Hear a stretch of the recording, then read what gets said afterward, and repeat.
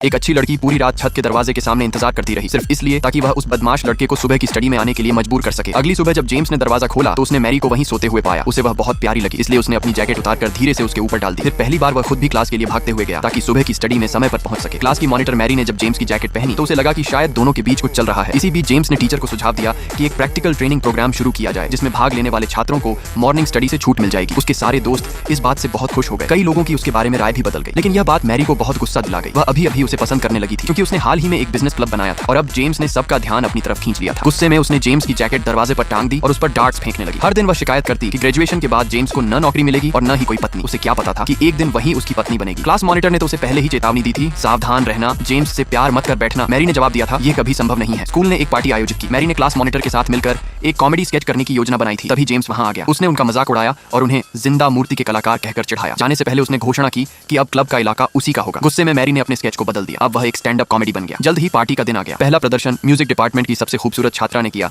जो वायलिन बजा रही थी। परफॉर्मेंस के बाद उसने सबके सामने जेम्स से अपने प्यार का इजहार कर दिया, लेकिन जेम्स ने कोई प्रतिक्रिया नहीं दी। उसकी नजरें बस कोने में बैठी मैरी पर टिकी हुई थी। असल में वह कभी ऐसे शो देखने नहीं आता था, लेकिन मैरी के साथ अपने तय समय को मिस न करने के लिए उसने खास तौर पर अलार्म लगाया था। अब मंच पर जाने की बारी मैरी की थी। उसने शुरुआत जेम्स पर तीखे व्यंग्य से की। उसने जेम्स का नाम एक बार भी नहीं लिया, लेकिन उसकी हर बात उसी के बारे में थी। वह चतुराई से उसका मजाक उड़ाती रही, उसे अलग और स्वार्थी बताती रही। उसने कहा कि वह एक सुनहरे रिट्रीवर जैसा बनने का नाटक करने वाला असली कमीना है। आखिर में मैरी को लगा कि उसने अपनी बात साबित कर दी है। उसे अंदर ही अंदर थोड़ी संतुष्टि महसूस हुई। उसे लगा कि जेम्स अब बहुत गुस्से में होगा, लेकिन सबको हैरान करते हुए जेम्स तालियां बजाने लगा। परफॉर्मेंस खत्म होने के बाद जब मैरी मंच से उतरने वाली थी तो जेम्स ने उसे रोक लिया। नीचे बैठे छात्र जोर जोर से तालियां बजाने लगे। मैरी को लगा यह जेम्स का बदला है, लेकिन असल में यह उसका सच्चा इजहार था। जेम्स जैसा जीनियस अपना समय बहुत कीमती मानता था। वह कभी भी लोगों या चीजों पर समय बर्बाद नहीं करता था जब तक कि उसकी मुलाकात मैरी से नहीं हुई। लेकिन इस पूरे पल को उसके सहपाठियों ने रिकॉर्ड कर लिया। अगले ही दिन पूरे स्कूल में उन दोनों के बारे में अफवाहें फैल गईं और अचानक मैरी स्कूल की सभी लड़कियों की दुश्मन बन गई।